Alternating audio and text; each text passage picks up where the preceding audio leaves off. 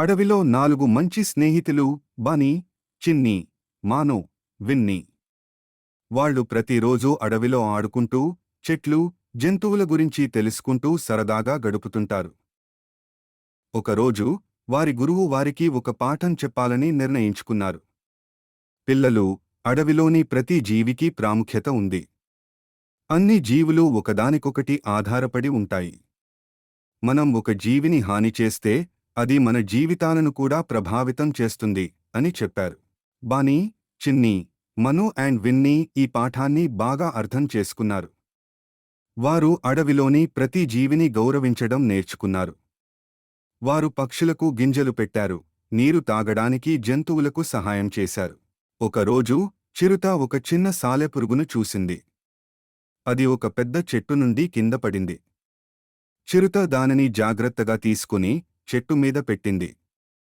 అప్పుడు ఆ సాలెపురుగు చిరుతను చూసి కృతజ్ఞతగా తల ఊపింది.